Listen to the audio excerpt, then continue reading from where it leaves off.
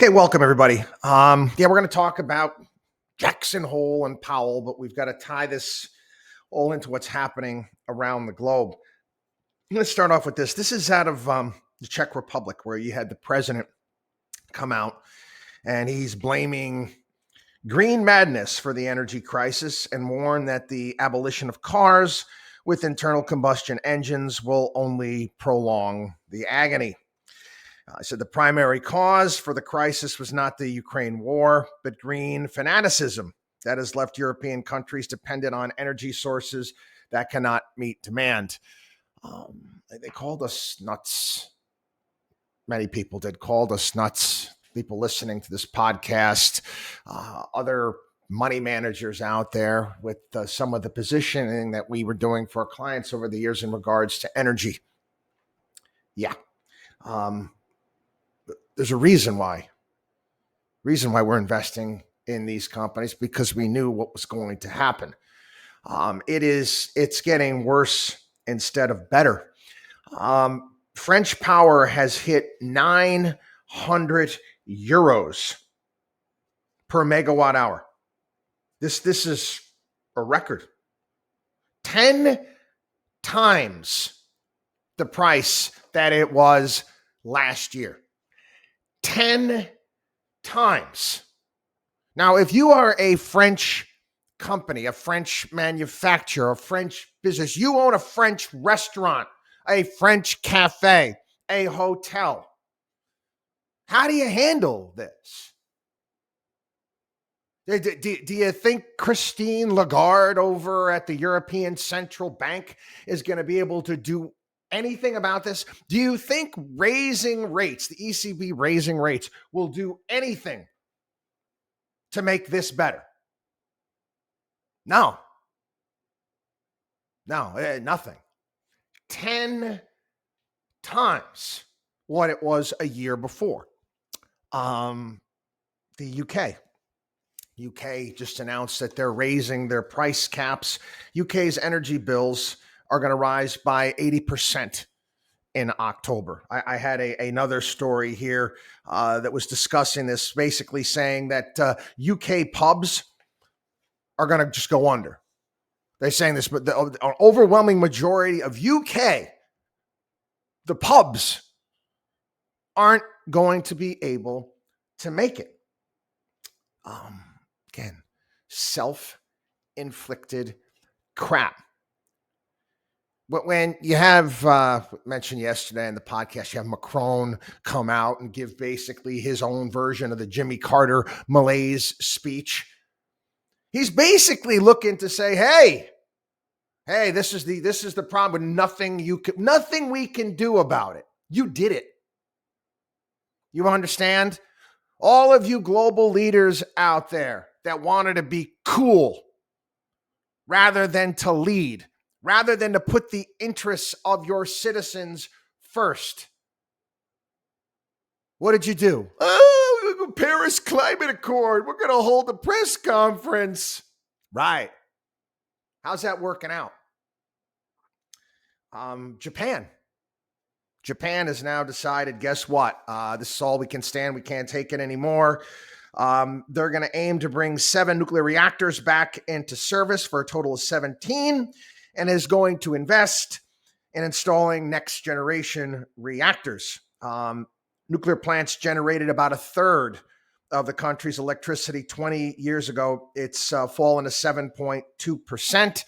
Obviously, you had the fallout after the what happened at Fukushima with the earthquake that took place. But again, it was discovered that there was some underhanded deals between the nuclear contractors and construction workers and a myriad of other government regulators, which made them not do their job properly. Let's just leave it at that when it comes to safety. The regulators are in there now assuring that that's not going to happen again. Japan doesn't have any natural resources, doesn't have really any coal or natural gas, oil, or anything like that. They've got to import it all. So obviously they're paying the price of what's going on right now. Again, if you think that we live on a bloody island, we don't. We don't live on an island. This is going to affect us here as well. We mentioned yesterday on the program over 20 million Americans right now are behind on their electric bills, and our prices are going up. I again, can Jay Powell fix this? No. So again, the world is a flutter. Jackson Hole. What's Jay Powell going to say? What's he going to say? What are they? Is he going to be more hawkish or dovish? People are watching this and following this. It's like going to the oracles of Delphi in ancient Greece. Are you kidding me? I mean, are you serious? You really think that he's able to solve this? You know, it's not going to happen. It's not going to happen. But I wish Powell just step up and say, basically, he may say, what do you want me to do? You want me to increase the supply of natural gas and oil? That's not what I do here at the Federal Reserve. Now, I've been highly critical of the Fed and all of the money printing and everything that took place. But let's be honest here. The hell is he going to do about this? And we've been talking about this for an extended period of time. And it hits where, in the worst part, it hits in the things that people need to survive on. If there's print too much money, and guess what? We eats up the supply of automobiles, and we might have some supply chain difficulties, or you might not be able to get the new iPhone 14 right away because of supply chain issues. You can deal with that. You can deal with that, but you have to eat. You have to heat your home. The Fed can't do anything about that. The Fed going to increase the supply of chickens and eggs? Anyway, Nick Timiraos, the Wall Street Journal. I saw this. This is from a couple days ago. I just saw the piece today. Basically, an echo of what we've been discussing here on the program, saying what in the world, in essence, what in the world can the Fed do? Now, he gets into a myriad of different things that we have discussed here on the show. First and foremost, okay, we can talk about labor markets. That's an issue. How is the Fed going to deal with labor markets? Obviously, we got population issues that are out there. How can they handle that? Well, not really. They really can't do much, can they? Really can't do much. You want to cause a recession and cause layoffs. Again, how does that solve the problem? I'm still trying to figure that out. You still have people out there claiming that, they're going to be able to do something about it. There was a story I saw yesterday talking about long COVID and 2 million people not getting back to work because of long COVID. But one of the most important things that he puts out there is, listen, it's energy and commodity prices. Energy and commodity firms haven't heavily invested in new production over the past decade, creating risks of more persistent shortages when global demand is growing. When the Fed broke the back of high inflation in the early 1980s, Volcker enjoyed some helpful tailwinds in the form of a decades-long investment in oil. Why in the world would oil companies make investments if they're being told that they're going to have to shut down? Why? California just came out and said you got to go all EVs by 2035. Why not just let the market decide when everybody wants to get an EV? I mean, did you do understand what you're doing? You're not enticing people to go out and invest. Hey, let me put it to you this way. Let people understand this. Would you go out and spend money and open up you get the opportunity to open up a McDonald's. You open up McDonald's in your state, in your community, knowing that within 10 years, again, it's a major investment, knowing that within 10 years, the state said they want to eliminate people eating beef and French fries. Will you go ahead and make that investment? Probably not. Now, what the hell is the Fed going to do about that? I mean, honestly, what can they do? Nothing. Nothing. This is all self-inflicted stuff. And the funny thing is that we're not saying it here. We're not saying it here, but I mean, Christine Lagarde in Europe is saying, "Hey, listen, things are not necessarily going to get better." And it's basically saying, tapping out, saying, this persistent inflation is here to stay.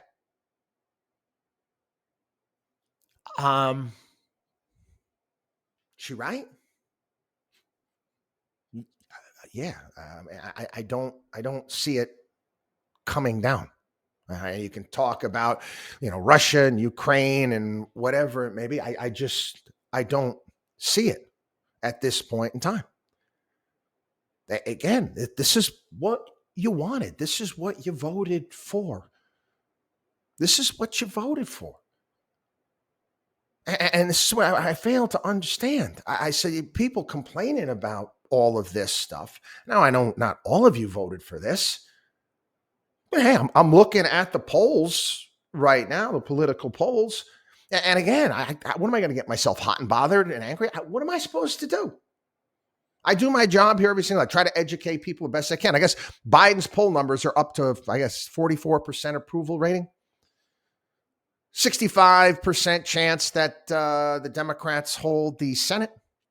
And it's looking more and more that this whole red wave, the Republicans coming in and taking the House, it's just not going to happen. I see further bailouts, further subsidies in our future. I mean, it's what these politicians are going to do. People start taking a look at their electric bills and their heating bills and their oil, gas, whatever it may be this winter. And make no bones about it, you're going to have the bleeding heart leftists out there calling for stimulus checks. Oh, we can't let people freeze. And women and children or minorities are the ones that are going to be hurt the most. Okay. Now, I've seen this movie before. It's my King Kong analogy, metaphor that I bring up all the time. Why I don't see King Kong movies. The monkey dies in the end, right? I've seen this before. I know what's going to happen in the end. This is what we should expect. And this is, again, we understand this, and this is how we've positioned our clients, and we get it. We get it. But do I feel horrible out there for people that are bearing the brunt of these higher costs? Damn straight I do. Damn straight. I have people, for crying out loud. I mean, how do you vote for this type of stuff? Do you really think that windmills and solar panels are going to save the day with this? It's just ridiculous. It really is. It's absolute madness. And we're paying the price. Man, if you honestly believe that all of this is due to the war between Russia and the Ukraine, come on, people. Come on. Use your head, okay? The lifeblood of the globe is oil. Period. The end. And when you have more and more countries and more global growth, there's a greater demand for that lifeblood. And again, we want people to become wealthier, rising tide, lifting all boats. But right now, how can we expect global growth to continue? You know who's going to really be bearing the brunt of this? Are developing nations. They can't afford this. And if you're a German factory, if you're BMW, for example, or Mercedes, Volkswagen, you might be able to shift production to some other areas around the globe. You have other, plants around the globe. because the prices are too high. You might be able to do that, but what about new companies in emerging markets? They're not able to do that. They can't do that. Anyway, it's sad, it really is. Talk a little bit again about student loans. I actually want to go over a op-ed today, and I covered many points here on the program. This absolute joke of a, it's funny too. I was a clip I was listening to this morning. I was doing a guest appearance on a radio program. They played a clip of Nancy Pelosi. This is a couple of years ago, basically saying that the president of the United States does not have the authority to do write down loans. He doesn't have the authority to forgive debt.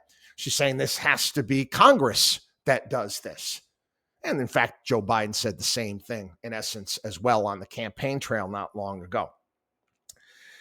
President Biden on Wednesday lamented soaring college costs to justify his sweeping student loan cancellations. Students, he feels your pain, yet he fails to recognize that the root causes of high costs are federal loan and student aid subsidies. Again, watchdog on Wall Street, Chris Markowski, echo chamber. Had this conversation with Don Lemon on CNN back in 2007 or 2008. And I made his jaw drop when I suggested you want to lower the cost of colleges and universities. Again, talked about it back then. I said, you know what you do? You get rid of student loans. You get rid of financial aid. You get rid of all of that. And you force colleges and universities to price their product based upon what people can afford to pay. Period. The end. Like other Great Society programs, federal student loans and grants were initially aimed at helping low-income Americans. They have since become another all-you-can-eat entitlement. Costs grow on autopilot as lawmakers boost subsidies in the name of making higher education more affordable. In reality, it does the opposite. And it's as plain as day. The more money you throw at these colleges and universities, the more money you throw at aid, they keep raising their price. Why do you keep doing it? This makes you an idiot. It's the definition of lunacy, stupidity, doing the same thing over and over again and expecting different results. Well, come to think of it, what are the results they're looking for? Oh, they want to be looked at as good guys. They're looking for votes. They're not looking to do the right thing by the country. They're not looking to solve the problem. They're just looking to convince idiots to vote for them. Am I wrong here? Am I wrong? Yeah, that's the problem we have with this country. We got way too many dumb voters. Anyway, that's a long-standing disagreement I had with Rush Limbaugh, the late Rush Limbaugh on his program. He always would talk about, I have faith in the American voters. I don't. I'm sorry, Rush. I think I'm more tuned in, I guess, to human nature maybe than he was. But again, yeah. That was his radio show. He's the biggest, of all time. So who am I to judge what he was doing or saying on that show? Anyway, colleges have responded all too rationally by raising prices and using the free-flowing spigot to increase professors' salaries, hire more administrators, and build Club Med amenities. I do get a kick out of that. I've gone off on that. I go back to my alma mater, Syracuse University, and again, a lot of parents dropping their kids off at college, many the first time. And my dorm room, father dropped me off. My dorm room was in Del Plaine Hall at Syracuse University. They didn't have any more rooms, so they put us barrack style. There was 4 of us, which was in like a study room at the end of the hall. And I'm talking, linoleum floors. We didn't have the furniture we had one of those, metal beds with metal like lockers to keep our stuff in. There was no television. There was no phone. And I want to go take a look at these dorm rooms today and compare. Again, this is how you want to improve condition. I get that. But when the school was raising money, I got some email from them, Hey, we're building a new rock climbing wall here in the gym and we're raising money for this. I'm like, bite me. Okay. It's ridiculous. I mentioned this before. You're turning college and universities to 4-year Carnival cruise, for crying out loud. I go on here. There's a dean for everything these days. Since 1980, the average annual cost to attend 4-year public and nonprofit colleges has increased ninefold. Tuition growth in recent years has moderated as demographic factors have reduced college enrollment, increased competition. We've got some smaller schools that have closed or merged, but others have adapted by adding more stupid grad programs. Why have they done that? You see some of these grad programs that they offer out there. Oh, they charge an arm and a leg. The average debt for a master's degree recipient, $71,000. For a doctoral grad, $160,000. The median salary for a PhD is $55,000 if you get it in the humanities, $67,000 in social sciences. Many teach college classes for low pay, while highly compensated tenured professors do research, much of which doesn't add to the sum of human knowledge. Colleges have no financial incentive to ensure that their programs impart skills demanded by employers or provide a decent living. Again, I mentioned this yesterday, responding to some comments and questions talking about the for-profit colleges and, they rip people off. Really? You get a bull excrement degree from an Ivy League school and you're a couple $100,000 in debt. Did they not rip you off? I mean, you agreed to it. But was it a ripoff? Yes, it was. Biden says his $500 billion loan cancellation is necessary to address unsustainable student debt. But the Obama repayment plans already limit monthly payments to 10% of discretionary income and forgive the remaining balances after 20 years. Borrowers who earn little can pay little or nothing. Mr. Biden's plan will encourage students to take out more loans, and colleges will keep raising tuition. Again, you want to change the incentive.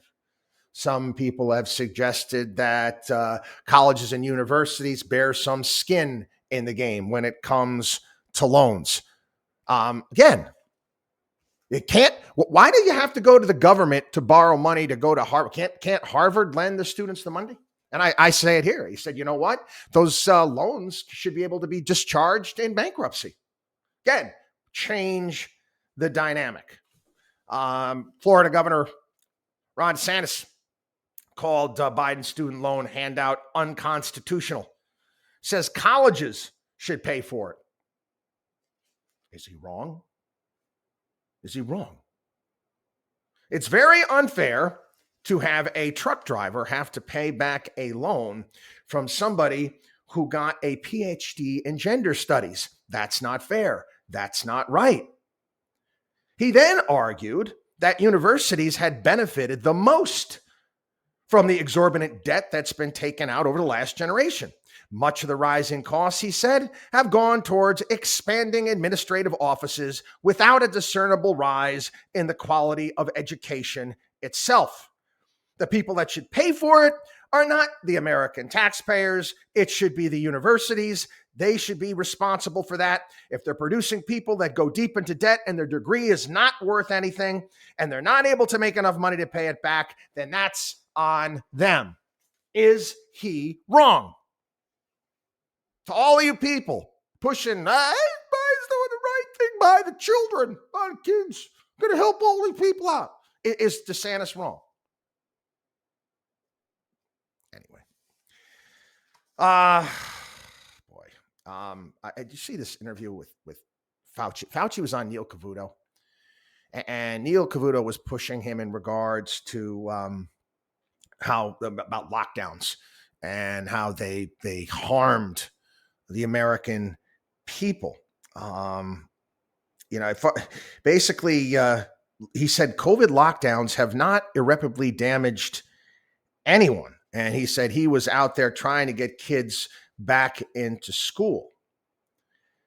Fauci's claiming, again, that kids haven't been damaged because of all of these lockdowns. People haven't been damaged is in the face of science, right? This is follow the science.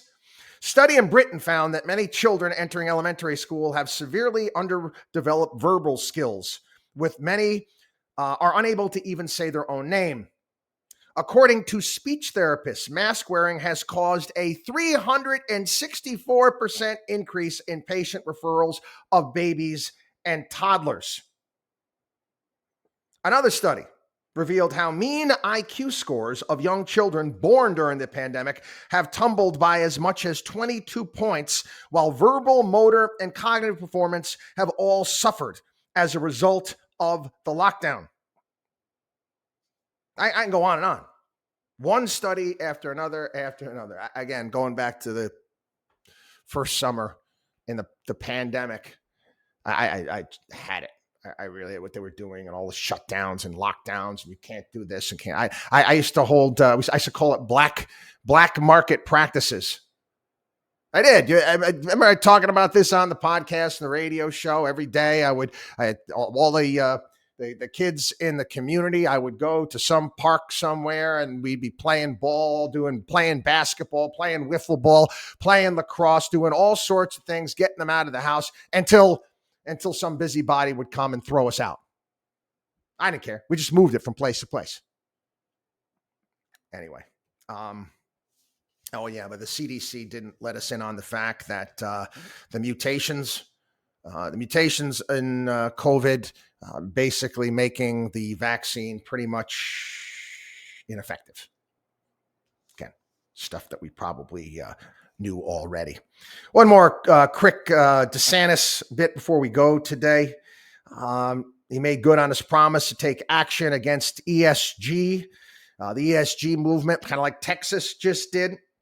He passed a resolution directing Florida's fund managers to make investments that do not involve the ideological agenda of the ESG movement. Good for him. Good for him. Anyway, again, people, parsing of words, you're going to watch all the talking heads, all the people trying to read the tea leaves, trying to make, what does Jay Powell actually mean by what he said? What are they going to do? Are they going to raise by 75? Are they going to raise by 50?